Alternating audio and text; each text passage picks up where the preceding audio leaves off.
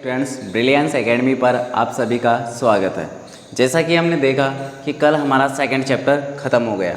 आज हम बात करेंगे थर्ड चैप्टर की, जिसमें हम बात करेंगे धातु और अधातु के बारे में। सबसे पहले बात आती है कि धातु किसे कहते हैं और फिर अब बात आती है अधातु किसे कहते हैं। तो क्या कोई बता पाएगा कि धातु किसे कहते हैं? तो धातु को हम किस आधार पर बांटते हैं, ठीक है, तो इसके बारे में हम इस चैप्टर में बात करेंगे, ठीक है। तो सबसे पहले बात आती है धातु। धातु में क्या क्या होता है? क्या हम उनको ऐसे ही डिवाइड कर देते हैं या किसी गुणों के आधार पर करते हैं? तो धातुओं को हम भौतिक गुणों और रासायनिक गुणों के आधार पर क्या करेंगे? बांटेंगे। उसी प्रकार अधातुओं को भी हम उसके रासायनिक और भौतिक गुणों के आधार पर बांटेंगे।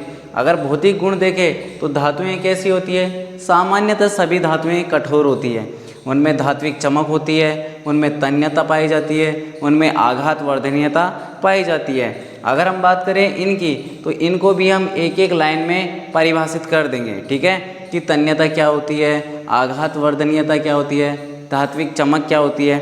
और सबसे बड़ी बात, धातुओं में क्या होती है? ध्वनि उत्पन्न करने का गुण पाया जाता है। जैसे ही धातु किसी कठोर सतह से टकराती है तो हमें क्या सुनाई देती है? आवाज़ सुनाई देती है। क्या अधातु से हमें आवाज़ सुनाई देती है? सुनाई देती होगी, लेकिन धातुओं से हमें कुछ अलग आवाज़ सुनाई देती है। तो आज हम बात करेंगे धातु और अधातु के बारे में। तो सबसे पहले हम बात करेंगे धातु के बारे में। किसके बारे में बात करेंगे? धातु के बारे में। इसके अंदर हम जानेंगे कि धातु किसे कहते हैं, धातु में कौन कौन से गुण पाए जाते हैं, ठीक है, उनमें क्या क्या प्रकृति होती है। सामान्यतः तो इसमें क्या कह सकते हैं हम?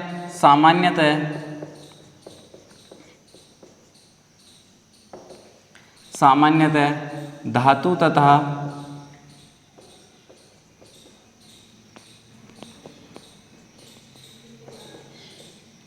अधातु को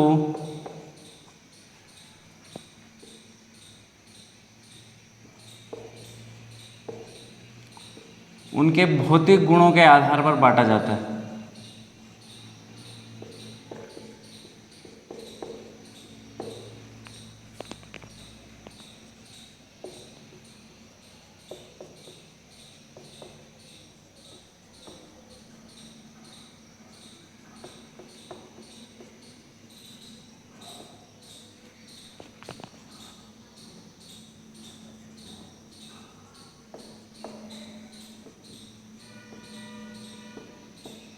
किस आधार पर बांटा जा सकता है? सामान्यतः जो धातु और अधातु होती है उनको हम उनके भौतिक गुणों के आधार पर बांट सकते हैं। पहले बात करेंगे हम भौतिक गुणों के आधार पर इनका वर्गीकरण, ठीक है। तो भौतिक गुणों के आधार पर अगर हम देखें तो भौतिक गुणों में क्या आएंगे? उनकी चमक आ जाएगी, आघात वर्धनीयता आ जाएगी, ठीक है, उनकी तन्यता आ जाएगी। तो हम लिख सकते हैं धातु के बारे में। तो धातु किसे कहेंगे? धातु के बारे में हम लिख सकते हैं कि वे सभी वस्तुएं धातु होती है जिनमें धात्विक चमक होती है, ठीक है, जिन पदार्थों में चमक होती है, कठोरता होती है, आघात वर्धनीयता होती है, ऊष्मा की और धारा की क्या होती है? चालकता पाई जाती है। इसी आधार पर हम क्या कहेंगे कि वो क्या है? धातु है, ठीक है। तो जिन पदार्थों में हम कह सकते हैं कि जिन पदार्थों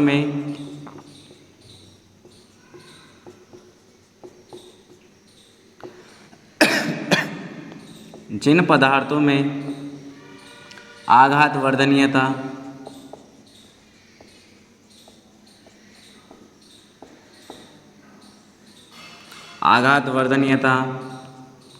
तन्यता, चालकता, विद्युत व ऊष्मा की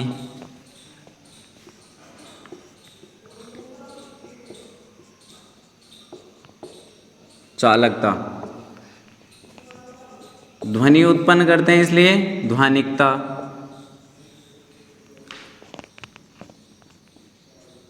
धात्विक चमक आ गई, आघात वर्धनीयता, चालकता, तन्यता, ध्वनिकता व धात्विक चमक इत्यादि गुण पाए जाते हैं, इत्यादि गुण पाए जाते हैं।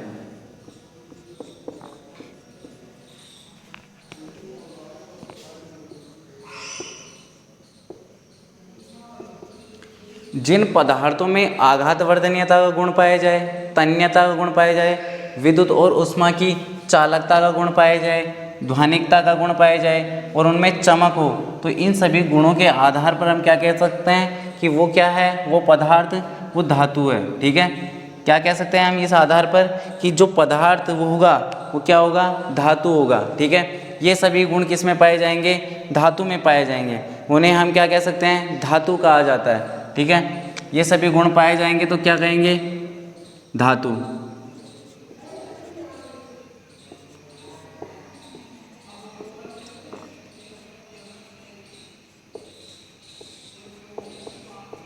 सामान्यतः हम धातु की पहचान इन्हीं आधारों पर करते हैं, लेकिन ये सभी गुण कैसे हैं, भौतिक गुण है। अगर हम कुछ उदाहरणों की बात करें तो उदाहरण में हम देखते हैं कि हमारे आसपास सबसे ज़्यादा और देखने को मिलती है वो क्या है, लोहा। क्या है, लोहा। जैसे ही हम लोहे को हथौड़े से मारते हैं तो उसके ऊपर क्या करते हैं, आघात करने पर वर्धनीय हो जाता है वो, मतलब वृद्धि हो जाती है। चोट मारने पर वो क्या होता है, फैल जाता है। इसे ही क्या कहते हैं, आघातवर्धनीयता। तन्यता, लोहे को जैसे जैसे मारा जाता है तो लोहे का एक इतना बड़ा पदार्थ एक पतली रोड में भी बदल सकता है, पतले सरिये के रूप में बदला जा सकता है। इसी को क्या कहते हैं, तन्यता कहा जाता है। इसके बाद में बात आती है विद्युत व ऊष्मा की चालकता।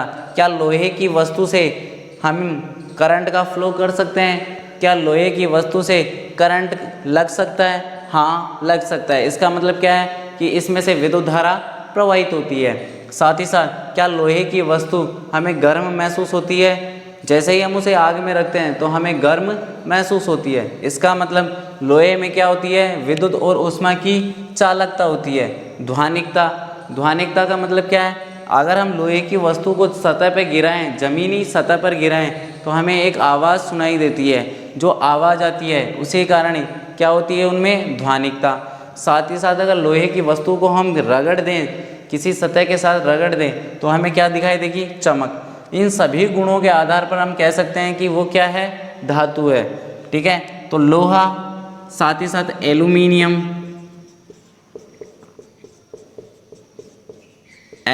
हो गया।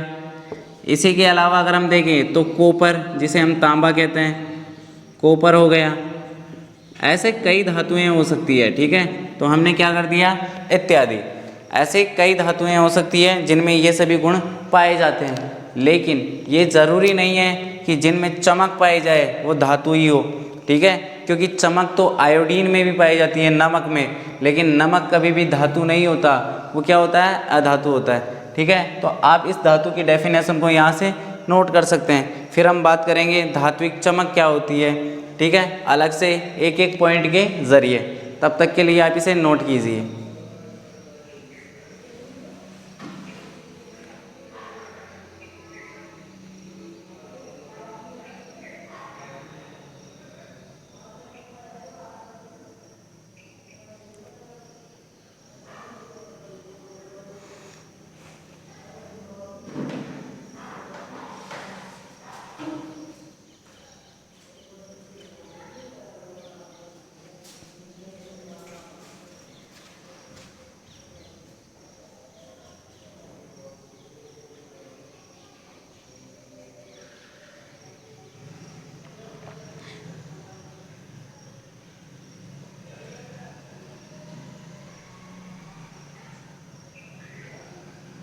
तो आपने इसे नोट कर लिया होगा। अब हम आगे बढ़ते हैं। ठीक है,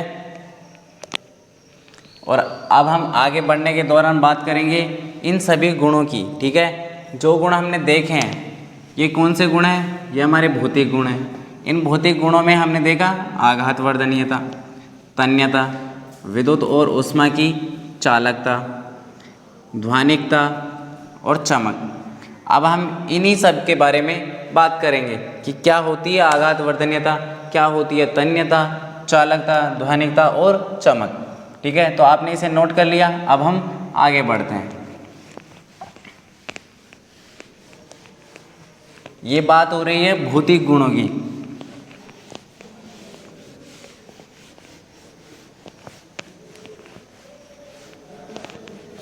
भौतिक गुण वे गुण होते हैं जिससे पदार्थ के रासायनिक गुणों में कोई परिवर्तन नहीं होता।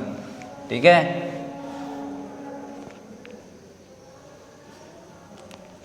तो सबसे पहले बात आती है धात्विक चमक।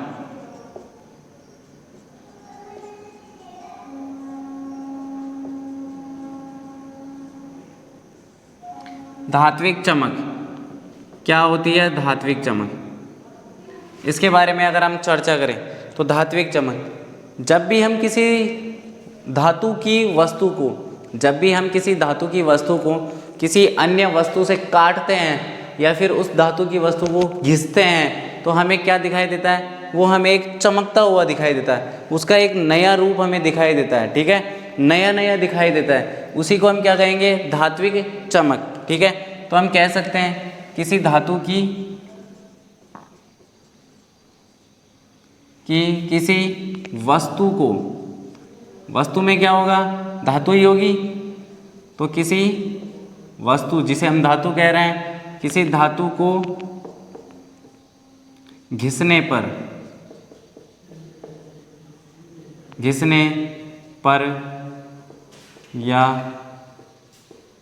पहले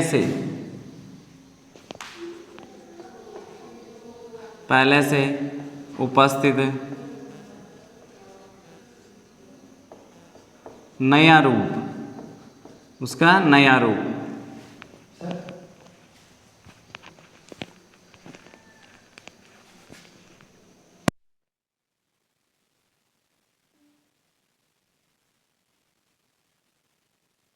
It's 7:01 a.m.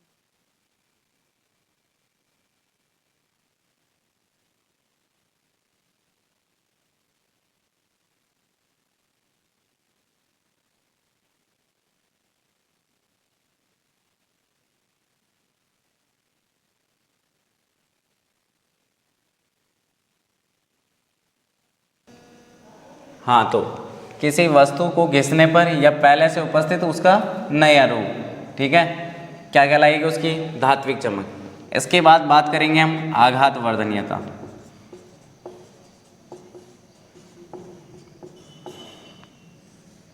आघात वर्धनीयता, आघात वर्धनीयता में अगर हम बात करें तो देखो, मान लेते हैं कि हमारे पास में क्या है? ये लोहे का एक टुकड़ा है।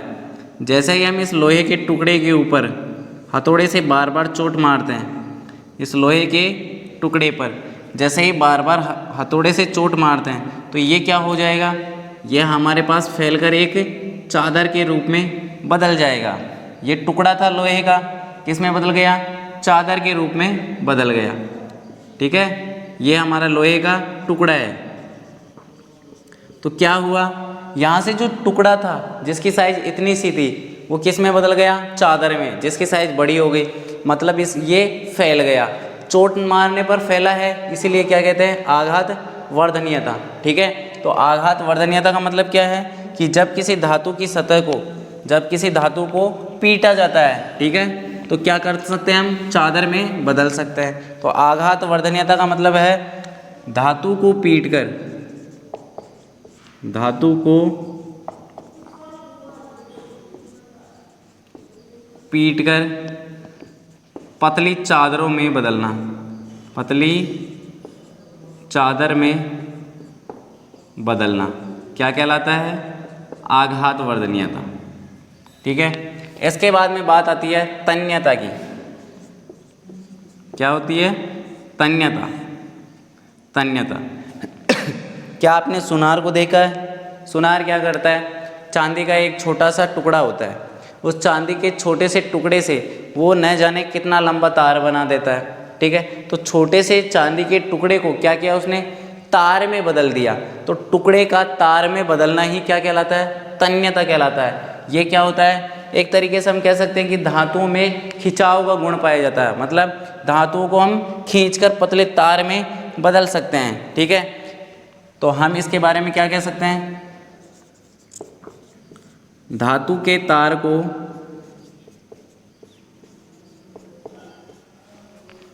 खींचकर, धातु के तार को खींचकर पतले तार के रूप में बदलना, पतले तार में बदलना।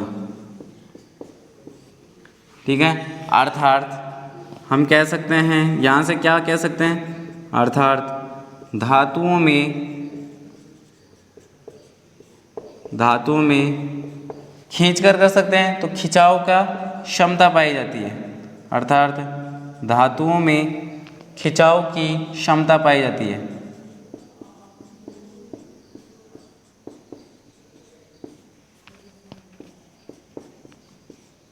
खिंचाव की क्षमता पाई जाती है। ठीक है, तो हमने इन तीन बातों के, तीन गुणों के बारे में चर्चा कर ली। आप इसे नोट कीजिए, उसके आगे फिर हम आपको एक नोट लिखवाएंगे, उसके बाद में बचे हुए गुणों की चर्चा करेंगे। अगर हम एक नोट के बारे में बात करें तो ये तन्यता का गुण है, किसमें पाया जा रही है, धातुओं में। क्या कोई ऐसी धातु है जिसको हम बहुत ज़्यादा लंबा खींच सकते हैं, मतलब जिसे बहुत लंबा तार बनाया जा सकता है? तो हाँ, देखिए नोट कीजिए इसमें कि 1 ग्राम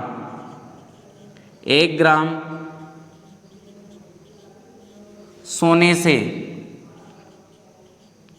1 ग्राम सोने से 2 किलोमीटर लंबा,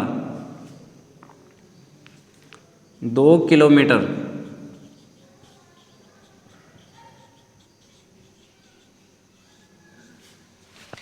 1 ग्राम सोने से 2 किलोमीटर लंबा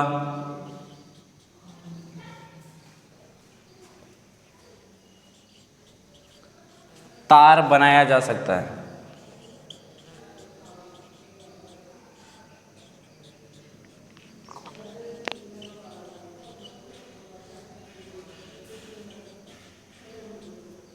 तो हम यहाँ से क्या कह सकते हैं कि अगर हमारे पास में 1 ग्राम सोने का टुकड़ा है, 1 ग्राम, केवल 1 ग्राम, उससे अगर हम चाहें तो 2 किलोमीटर लंबा तार बना सकते हैं। ठीक है, तो यानी कि अगर हम यहाँ पे एक बात कहना चाहें तो हम कह सकते हैं कि सोने में क्या होती है, सबसे ज़्यादा तन्यता पाई जाती है, सोने में सबसे ज़्यादा तन्यता पाई जाती है।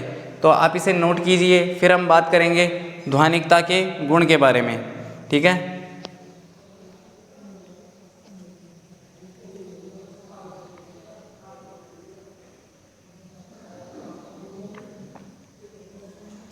आप इसके साथ में लिख सकते हो कि सोने में सर्वाधिक तन्यता का गुण पाया जाता है, अर्थात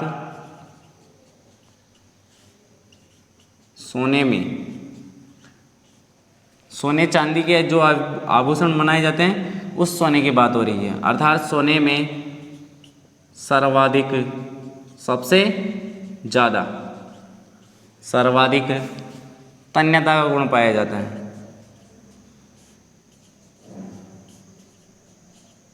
सर्वाधिक तन्यता का गुण पाया जाता है। ठीक है, इससे ज़्यादा कोई अन्य धातु तन्य नहीं हो सकती। आप इसे नोट कीजिए, फिर हम बात करेंगे आगे ध्वनिकता।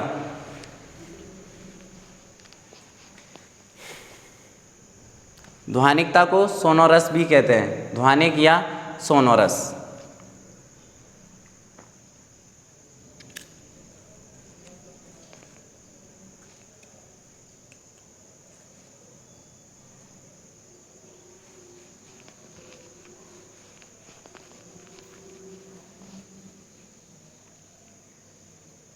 अगर कोई दिक्कत हो तो आप कमेंट करके पूछ सकते हो। ठीक है, आपके सवाल का जवाब मिल जाएगा, कोई भी प्रॉब्लम हो तो। और आपको हमारे वीडियो मिल जाएं, इसके लिए आप हमारे चैनल पे सब्सक्राइब कर लीजिए, बेल आइकन के जो बटन होता है उसे भी आप प्रेस कर लीजिए, दबा लीजिए, ताकि आने वाले सभी नोटिफिकेशन आपको मिल जाए। साथ ही साथ हमारे साथ में विजय सर हैं जो आपको मैथ पढ़ाते हैं। अगर आपको उसमें भी कोई प्रॉब्लम है तो आप उनसे पूछ सकते हैं बिना डरे। ठीक है, वो बहुत अच्छा मैथ पढ़ाते हैं। तो आपने इसे नोट कर लिया होगा। अब हम आगे चलते हैं और कुछ भौतिक गुणों के बारे में और चर्चा करते हैं। अब बात करेंगे हम ध्वनिक की। ठीक है, ये धात्विक चमक हो गई, आघातवर्धनीयता हो गई, तन्यता हो गई। अब बात करेंगे हम ध्वनिकता की। ठीक है, ध्वनिक, जिसे हम सोनोरस भी कहते हैं।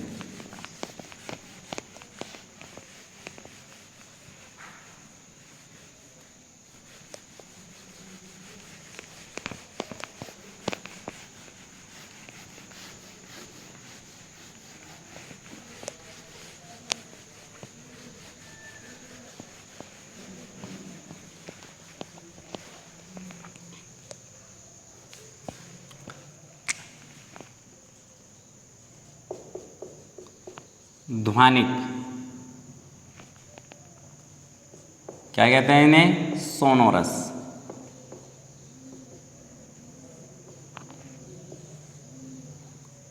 कोई बताएगा ध्वनिक क्या होता है? जब किसी धातु को किसी कठोर सतह से टकराया जाता है तो क्या होती है? वो आवाज़ उत्पन्न करती है। यही गुण क्या कहलाता है उसका? ध्वनिक कहलाती है। ठीक है, तो हम कह सकते हैं कि धातु द्वारा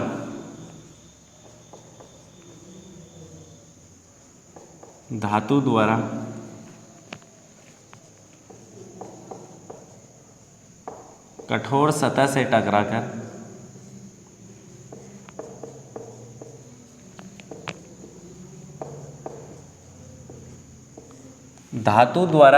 सतह से टकराकर ध्वनि उत्पन्न करना।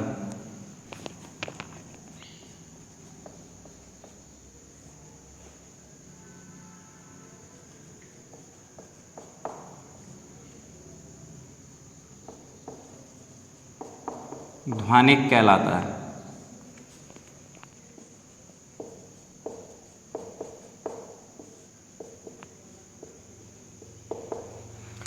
यदि कोई धातु कठोर सतह से टकराती है तो क्या उत्पन्न करेगी?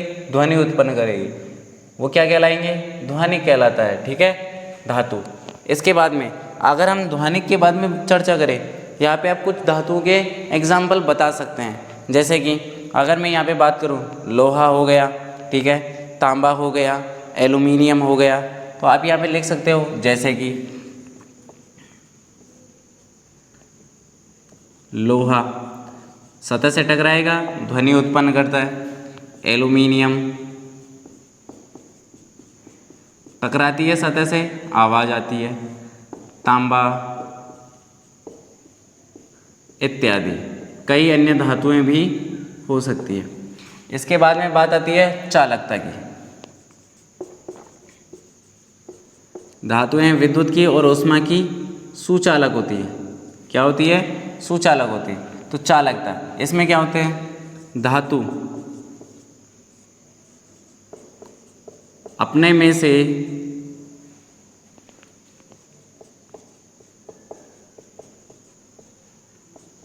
विद्युत व ऊष्मा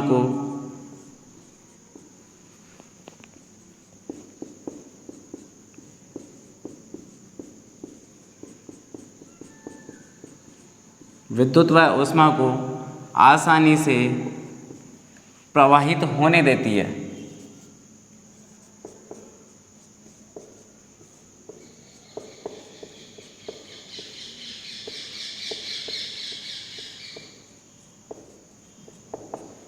और जो धातु का यह गुण होता है, इसे ही हम क्या कहते हैं? चालकता कहते हैं।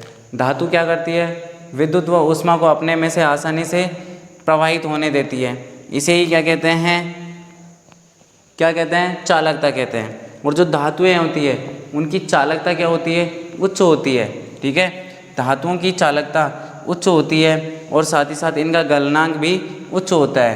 तो हम लिख सकते हैं यहाँ पे चालकता अधिक होती है और धातुओं का गलनांक क्या होता है? उच्च होता है।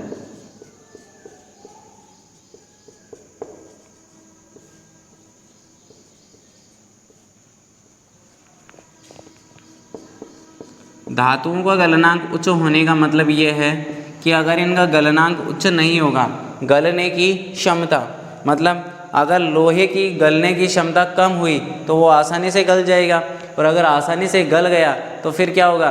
क्या हम किसी वस्तु का निर्माण कर सकते हैं? नहीं कर सकते। इसीलिए लोहे में इतनी क्षमता होती है कि यह बहुत अधिक ताप को भी सहन कर लेता है। इसीलिए इनका गलनांक क्या होता है? उच्च होता है। आगे अगर हम बात करें तो चालकता हो गई, ध्वनिक हो गई, और इससे पहले 3 भौतिक गुण हो गए। अब अगर हम बात करें आगे, तो आगे हम देख सकते हैं कि एक नोट के जरिए हम बता सकते हैं, एक नोट के जरिए हम बता सकते हैं कि जो हमारे पास में मरकरी होता है, ठीक है, Hg मरकरी, या फिर इसी के साथ में एक लेड होता है, ये ऊष्मा की कुचालक होती है। क्या होती है? ऊष्मा की कुचालक होती है। धातुएं होने के बावजूद भी क्या है? ये ऊष्मा की कुचालक। तो हम नोट करके लिख सकते हैं मरकरी, मरकरी जिसे Hg द्वारा व्यक्त करते हैं, इसी को हम क्या कहते हैं? पारा व लेड। इसको कैसे व्यक्त करते हैं? Pb से। मरकरी व पारा, मरकरी जिसे पारा कहते हैं व लेड क्या होती है? ये ऊष्मा की कुचालक होती है, ऊष्मा की कुचालक होती है।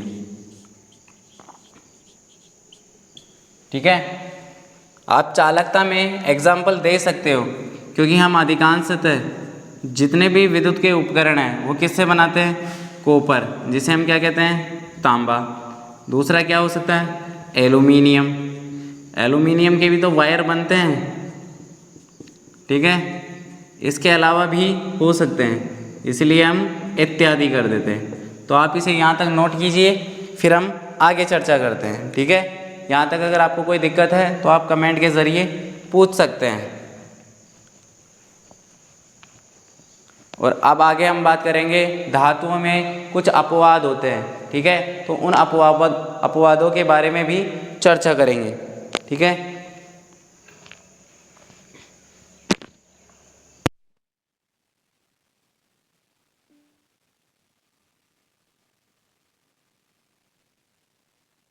It's 7:18 a.m.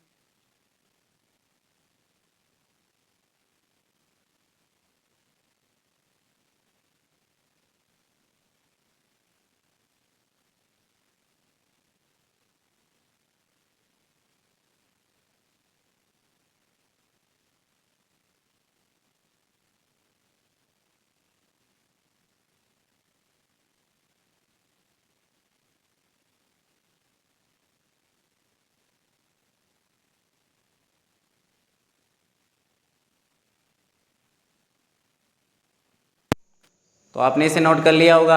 अब हम बात करेंगे धातुओं के कुछ अपवादों के बारे में, ठीक है। धातुओं में भी कुछ अपवाद पाए जाते हैं।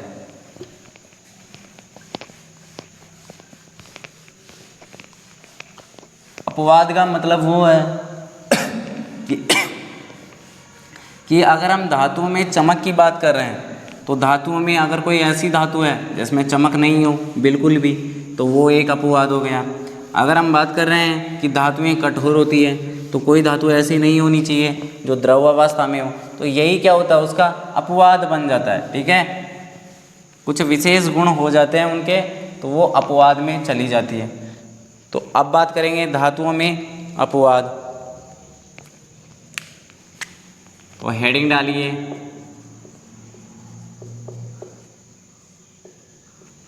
धातुओं में अपवाद।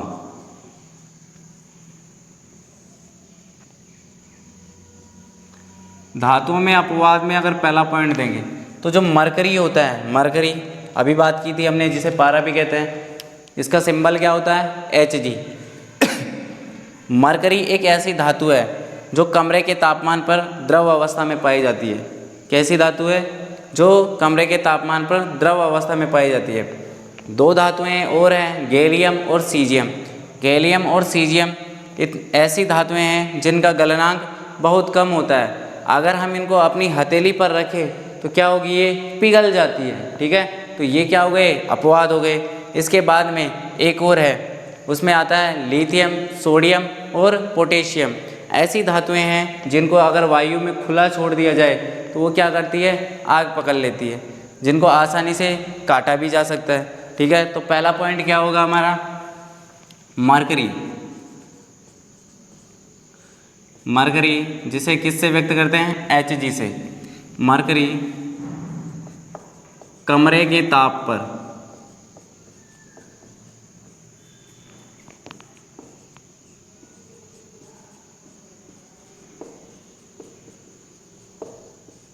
द्रव अवस्था में पाया जाता है। कमरे के ताप पर कैसी अवस्था होती है इसकी? द्रव अवस्था में पाया जाता है। ठीक है। इसके अलावा दूसरे की बात करें तो हमारे पास में दो धातुएं ऐसी हैं, गैलियम और सीजियम। सिंबल क्या है इसका? Ga, गैलियम व सीजियम।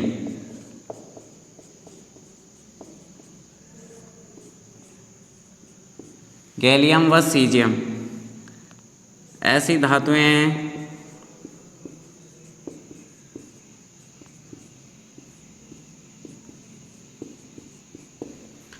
धातुएं हैं जिनका गलनांक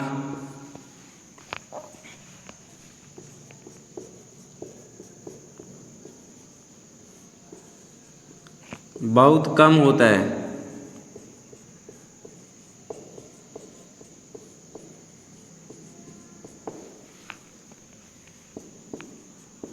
ये हथेली पर रखने पर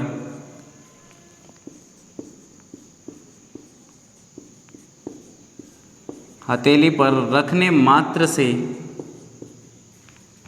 द्रव में बदल जाती है। द्रव मतलब पिघल जाती है। द्रव में बदल जाती है मतलब पिघल जाती है। तो आपको ये दोनों पॉइंट समझ में आया। एक और है तीसरा पॉइंट, उससे पहले हम इन दोनों को समझते हैं। मरकरी जो कि कमरे के ताप पर कैसी होती है? द्रव अवस्था में पाई जाती है। ठीक है। जबकि हमने बात की थी कि धातु क्या होते हैं? कठोर होते हैं। तो कठोर होते हैं तो इसे तो द्रव होना ही नहीं चाहिए था, क्योंकि ये भी कैसी होनी चाहिए थी? कठोर होनी चाहिए थी मरकरी। लेकिन कमरे के तापमान पर किस अवस्था में पाई जाती है? द्रव अवस्था में। तो ये एक अपवाद हो गई। अगर हम दूसरे की बात करें, गैलियम व सीजियम ऐसी धातुएं हैं जिनका गलनांक क्या होता है? बहुत कम होता है। गलनांक कम होने का मतलब क्या है? अगर इनको थोड़ा सा भी तापमान दिया जाएगा तो क्या हो जाएगा? ये पिघल जाएंगी। क्या हो जाएगी? द्रव में बदल जाती है। तो इनका गलनांक कम होता है और ये हथेली पर रखने मात्र से, अगर हम इन धातुओं को हथेली पर रखेंगे तो क्या हो जाएगी? ये पिघल जाएगी। तो ये ऐसा नहीं होना चाहिए था, क्योंकि धातुएं तो कैसी होती है? कठोर होती है। लेकिन ये क्या है? अपवाद है। अगर हम तीसरे पॉइंट की बात करें तो तीसरा पॉइंट हमारा क्या है?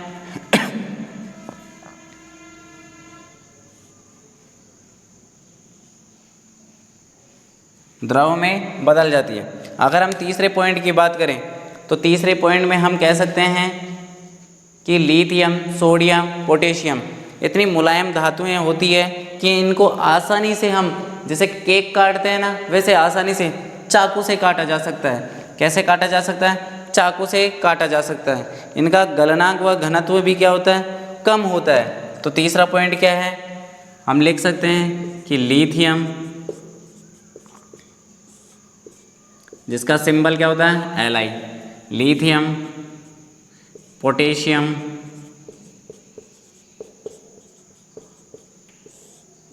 सिंबल के, पोटेशियम व सोडियम।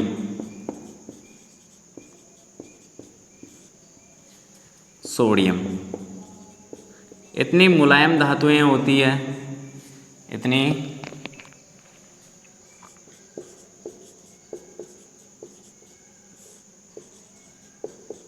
मुलायम धातुएं होती है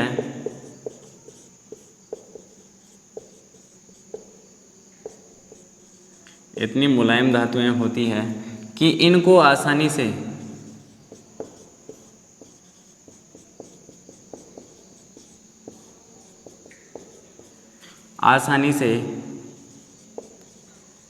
चाकू से काटा जा सकता है। चाकू से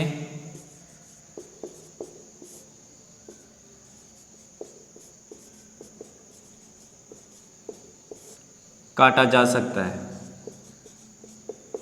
अगर इनका काटा जा सकता है तो हम कह सकते हैं कि इनका जो घनत्व होता है, इनका जो घनत्व होगा वो क्या होगा?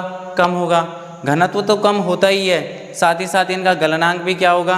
कम होता है। ठीक है। तो हम लिख सकते हैं कि इन धातुओं का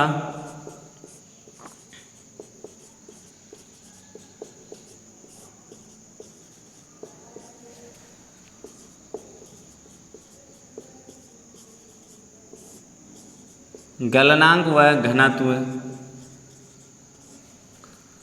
बहुत कम होता है।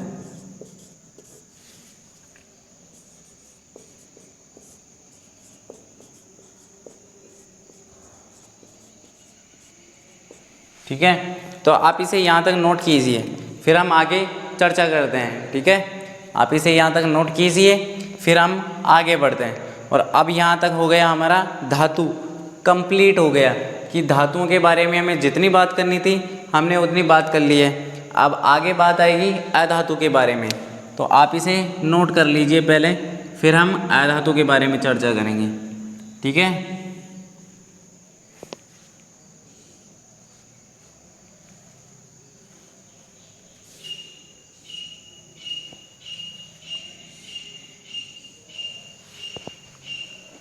आप इसे नोट कर लीजिए, फिर हम अधातु के बारे में चर्चा करते हैं।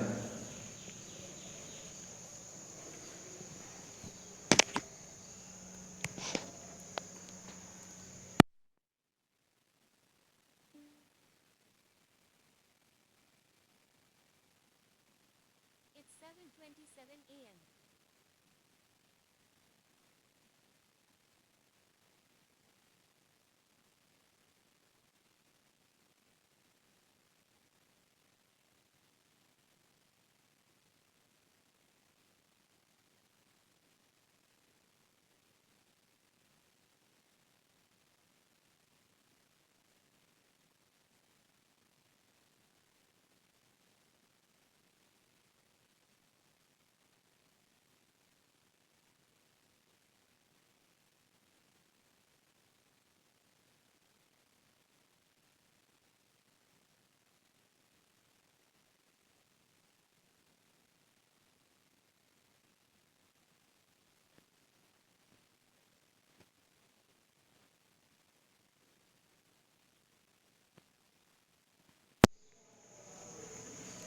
तो आपने इसे नोट कर लिया होगा। ठीक है, अब हम आगे बढ़ते हैं और बात करते हैं अधातु की। यह हमारा धातु का कंसेप्ट पूरा हुआ, किस आधार पे? भौतिक गुणों के आधार पे। ठीक है, अब बात करेंगे हम अधातुओं की।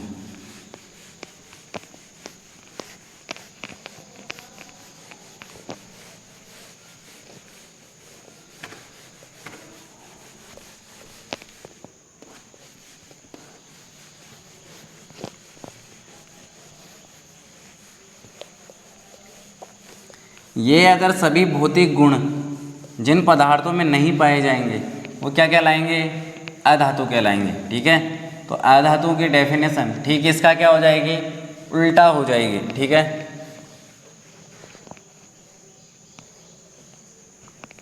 अधातु। अब बात करेंगे हम अधातु की। क्या होती है अधातु? तो हम कह सकते हैं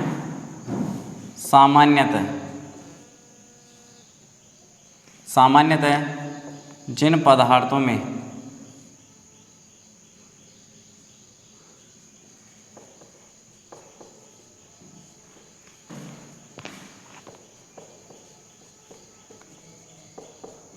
धात्विक चमक,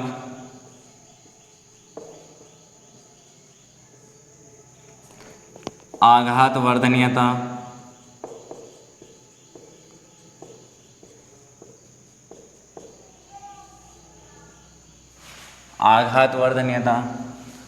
तन्यता,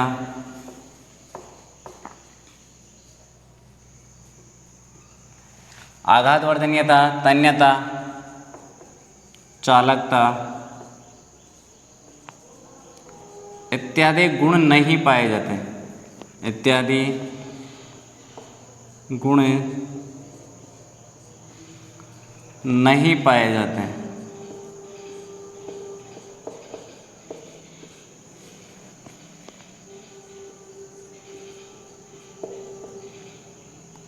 अगर जिन पदार्थों में ये सभी गुण नहीं पाए जाएंगे, ठीक है, उनको क्या कहा जाता है? अधातु कहलाते हैं। अधातु कहलाते हैं। कुछ उदाहरण दे सकते हैं, तो उदाहरण के जरिए हम बता सकते हैं। ठीक है, कुछ उदाहरण जैसे कि क्या लकड़ी में चमक होती है, आघातवर्धनीयता होती है, तन्यता होती है, चालकता होती है? क्या ये सभी गुण पाए जाते हैं लकड़ी में? नहीं। तो लकड़ी क्या हो गई? अधातु।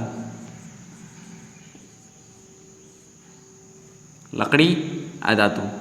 इसी के साथ में आयोडीन। आयोडीन कैसा है? एक अधातु है। इसके अलावा भी कई हो सकते हैं अधातु। ठीक है, लकड़ी हो गया एक, तो एक हो गया आयोडीन, एक हो गया कार्बन, सल्फर। जो कार्बन होता है, कार्बन में लकड़ी भी आ जाती है, लेकिन कार्बन में लकड़ी के अलावा भी जितने भी हैं वो शामिल हो जाएंगे। सल्फर, ये इत्यादि, ये क्या है? सभी अधातु है। ठीक है। तो अधातुओं में क्या होंगे? अधातुओं की बात करें तो उन पदार्थों में धात्विक चमक नहीं होगी, आघात वर्धनीयता का गुण नहीं होगा, तन्यता का गुण नहीं होगा, चालकता, ये सभी गुण नहीं पाए जाएंगे। उसे ही क्या कहेंगे हम? अधातु। ठीक है। अगर हम इनको अधातु कहते हैं तो क्या अधातुओं के साथ हम कुछ अन्य बातें कर सकते हैं? अधातुएं विद्युत और ऊष्मा की क्या होती है? कुचालक होती है। ठीक है, अधातुएं विद्युत और ऊष्मा की कुचालक होती है। तो हम इसी में अगर अगला पॉइंट की बात करें तो हम कह सकते हैं कि अधातुएं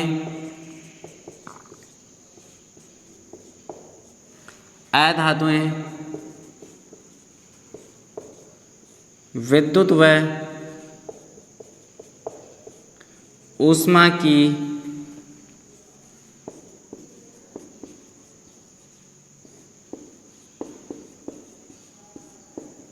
कुचालक होती है। अधातुएं विद्युत व ऊष्मा की कुचालक होती है, अर्थात इनमें से ऊष्मा और विद्युत का चालन नहीं हो सकता। अर्थात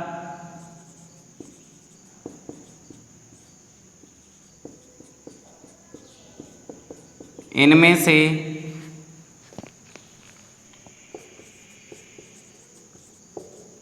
विद्युत व ऊष्मा प्रवाहित नहीं हो सकती, नहीं होती है। ठीक है, अधातुओं की बात करें तो इसमें से विद्युत और ऊष्मा का चालन नहीं करती है। अगर ये विद्युत और ऊष्मा का चालन नहीं करती है तो क्या होगा? ये अधातुएं होंगी। लेकिन इस अधातु में अगर हम देखें कार्बन, कार्बन क्या है? एक अधातु है, लेकिन कार्बन का एक अपर रूप पाया जाता है जिसे हम ग्रेफाइट के नाम से जानते हैं। ग्रेफाइट कार्बन का अपर रूप है, मतलब अधातु है।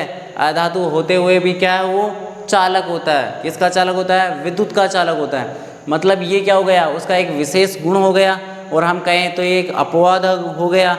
लेकिन ये सब किसकी वजह से होता है? तो ये होता है इलेक्ट्रॉनों की वजह से, जो कि उसके रासायनिक गुणों में आएगा। तो इसकी चर्चा हम बाद में रासायनिक गुणों में करेंगे। लेकिन यहाँ पे हम बता सकते हैं कि कार्बन का एक अपर रूप है जिसका नाम ग्रेफाइट है। वो क्या है? अधातु होते हुए भी विद्युत का चालन करता है। तो हम उसको नोट करके लिख सकते हैं। ठीक है, नोट करके हम क्या लिख सकते हैं कि कार्बन का अपर रूप ग्रेफाइट, नोट करके हम यहाँ लिख सकते हैं, क्या लिख सकते हैं? कार्बन का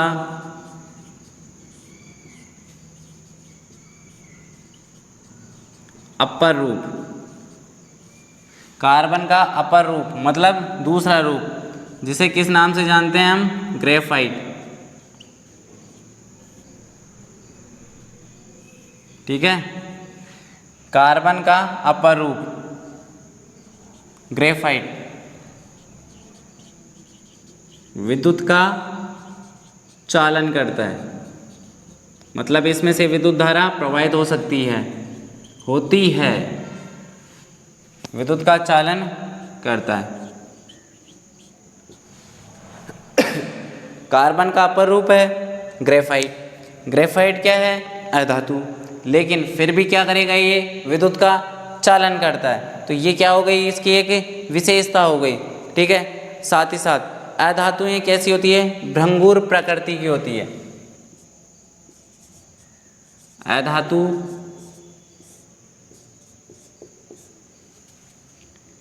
भंगुर प्रकृति की होती है।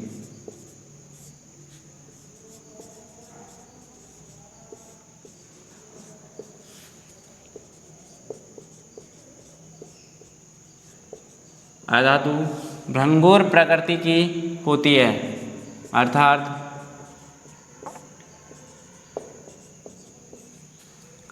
चोट मारने पर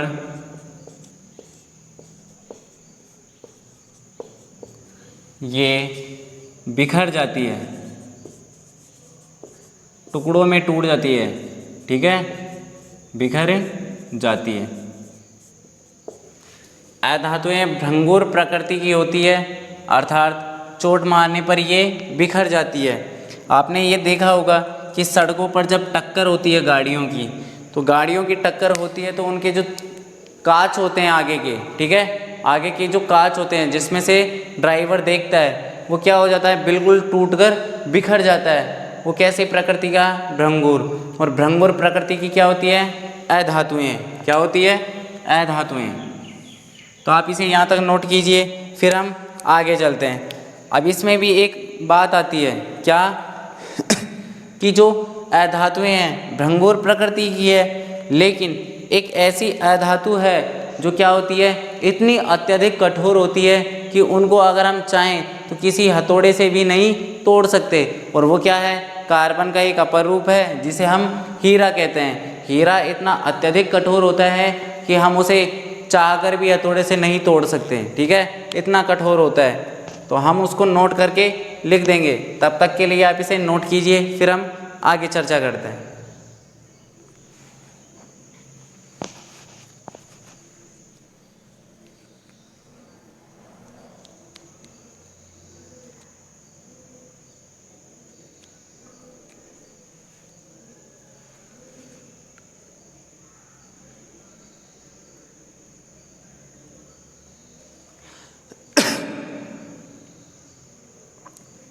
तो आपने इसे नोट कर लिया होगा।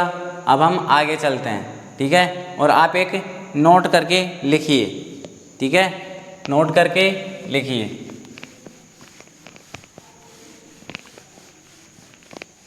अगर आप नहीं उतार पाओ तो आप इसको रोक लीजिए वीडियो को बीच में, और फिर आप इसे नोट कर सकते हैं। ठीक है, हम आगे बढ़ते हैं।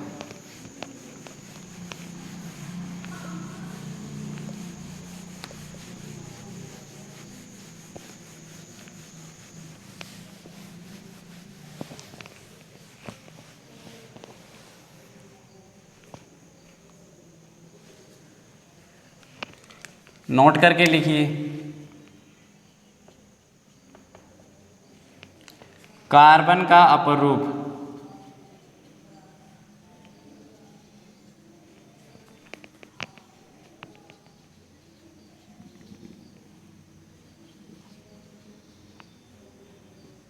कार्बन का अपर रूप हीरा अत्यधिक कठोर होता है।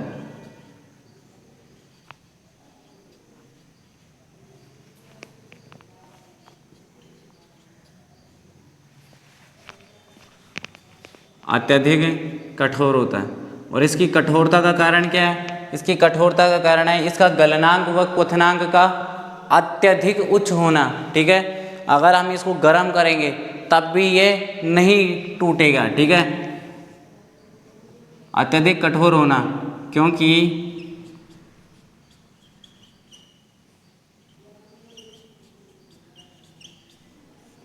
इसका गलनांक व क्वथनांक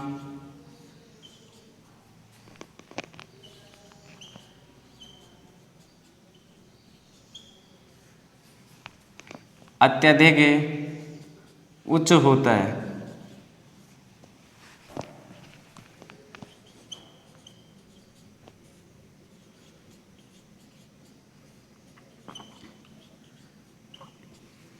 ठीक है। अगले पॉइंट की अगर हम बात करें तो आती है चमक की, ठीक है, चमक, ठीक है। तो हम डायरेक्ट लिख सकते हैं अगले पॉइंट में,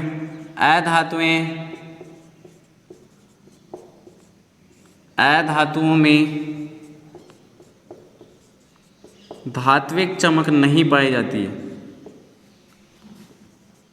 जैसे धातुओं में चमक पाई जाती है वैसे अधातुओं में धात्विक चमक नहीं पाई जाती है।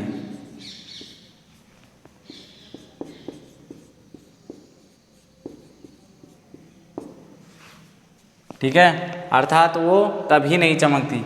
लेकिन इसका भी एक अपवाद है, ठीक है, जिसे हम नोट करके लिख सकते हैं। नोट, जो आयोडीन होता है, ठीक है, आयोडीन। आपने देखा होगा कि अधातुएं वैसे तो क्या होती है, बिना चमकती है, मतलब चमकती नहीं है, उनमें चमक नहीं होती है जैसे कि धातुओं में होती है। लेकिन अगर हम बात करें आयोडीन, तो नमक तो आपने देखा ही होगा, जब नमक समुद्र के किनारे बनता है तो अगर कोई साफ नमक का टुकड़ा है तो वो दूर से देखने पर हमें क्या प्रतीत होता है, वो चमकता हुआ दिखाई देता है। लेकिन है तो वो क्या, एक अधातु है। आयोडीन क्या होता है, अधातु होता है, फिर भी वो चमक रहा है, जबकि अधातुएं चमकती नहीं है। तो ये भी क्या हो गया, एक विशेष गुण वाला। यानी कि नोट करके हम लिख सकते हैं कि आयोडीन क्या होता है, आयोडीन अधातु होते हुए भी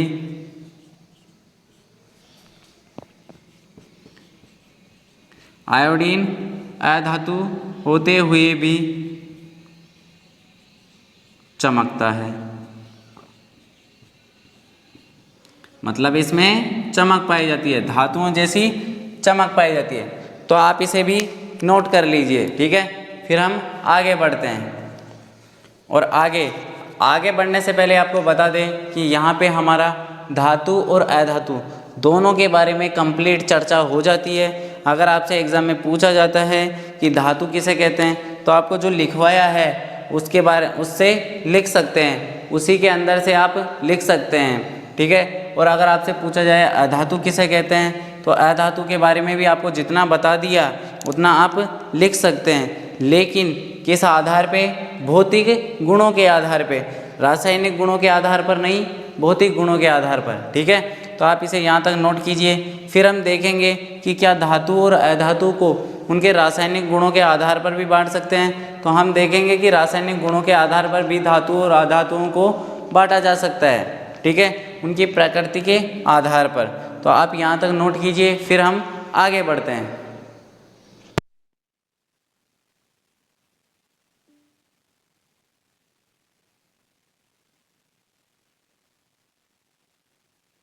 It's 7:44 a.m.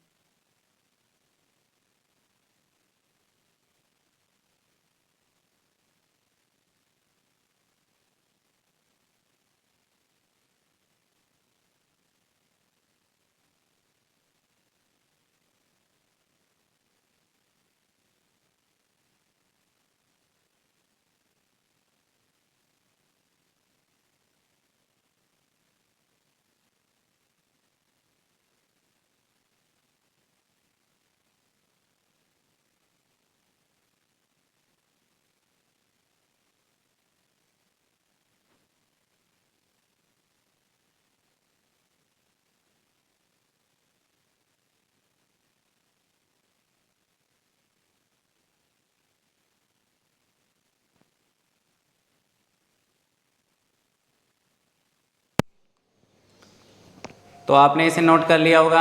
अब हम बात करते हैं आगे, ठीक है।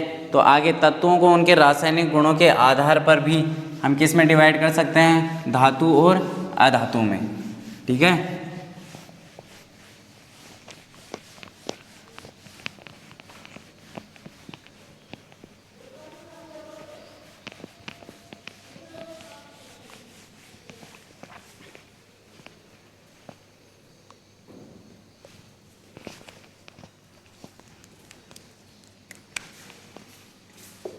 तो आगे अगर हम बात करें तो हम कह सकते हैं कि तत्वों को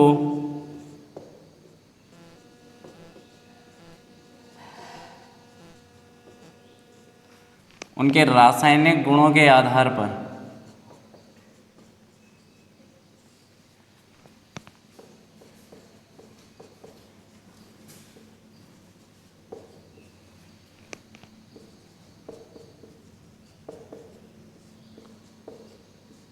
तत्वों को उनके रासायनिक गुणों के आधार पर अधिक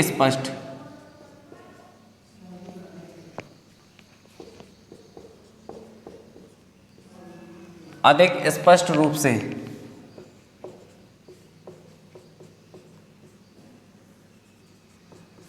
धातु व अधातु में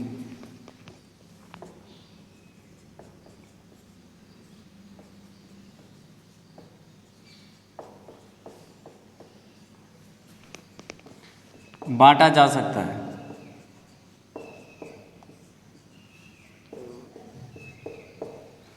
किस आधार पे?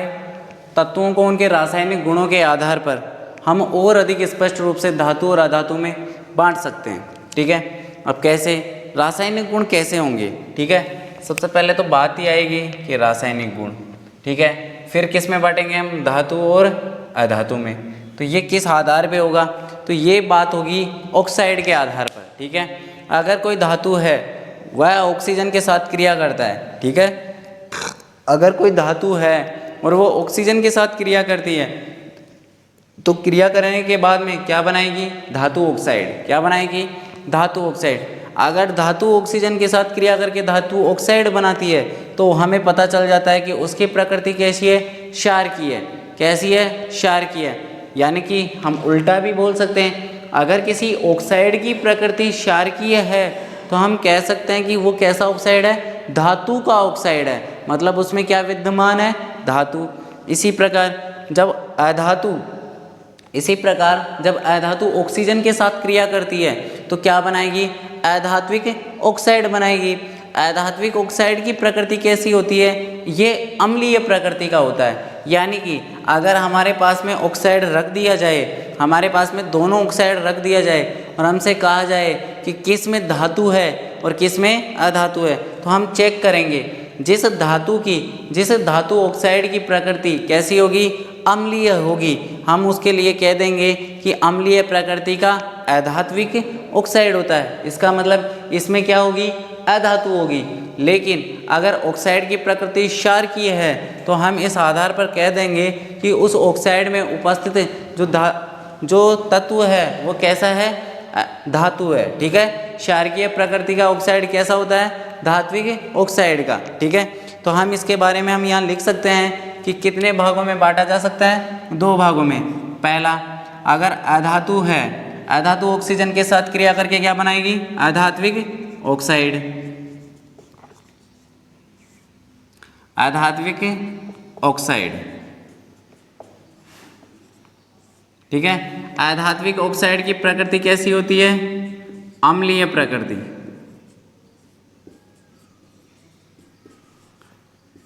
अधात्विक ऑक्साइड कैसा होता है? अम्लीय प्रकृति का। जबकि जो हमारा धात्विक ऑक्साइड है जिसमें क्या होगा? धातु ऑक्सीजन के साथ क्रिया करेगी और क्या बनाएगी? धात्विक ऑक्साइड। तो धात्विक ऑक्साइड किस प्रकृति का होता है? धात्विक ऑक्साइड होता है क्षारकीय प्रकृति का।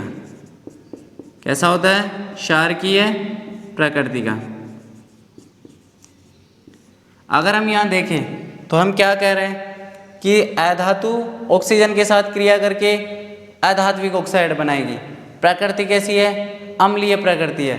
अधात्विक ऑक्साइड अम्लीय प्रकृति। क्या हम उल्टा नहीं बोल सकते कि जिसकी प्रकृति अम्लीय होगी वो कैसा होगा? अधात्विक ऑक्साइड। जिसकी प्रकृति क्षारकीय होगी वो कैसा होगा? धात्विक ऑक्साइड। इसका मतलब जो अम्लीय प्रकृति का है उसमें क्या उपस्थित होगा? अधातु। क्योंकि क्या बन रहा है यहाँ पे? अधात्विक ऑक्साइड। तो अधात्विक ऑक्साइड में तो अधातु होगा, और अगर क्षारकीय प्रकृति का है तो कैसा होगा? वो धातु युक्त होगा। ठीक है, तो इस आधार पे हम बता सकते हैं कि किसी भी ऑक्साइड में उपस्थित कैसा एलिमेंट है, कैसा तत्व है। अगर धातु है तो धात्विक ऑक्साइड, अधातु है तो अधात्विक ऑक्साइड। लेकिन इसके बारे में चर्चा करेंगे हम अगले लेक्चर में। ठीक है, तो आज के लिए हम इतना ही रखते हैं। आपको हमारे वीडियो लेक्चर समय पर मिल जाए। आपको रोज़ाना ये सुबह 8 या 9 बजे के समथिंग मिल जाया करेंगे, ठीक है। जैसे ही आपको वीडियो मिलते हैं आप उसे देखिए, अपने दोस्तों के साथ उसे शेयर कीजिए। आपको हमारे वीडियो मिल जाए इसके लिए चैनल को सब्सक्राइब कीजिए, लाइक कीजिए और साथ ही साथ घंटे के बटन को भी दबा दीजिए ताकि आने वाले सभी लेक्चरर के नोटिफिकेशन आपको मिल जाए। तो आज के लिए इतना ही। जय श्री कृष्णा, राधे राधे, थैंक यू।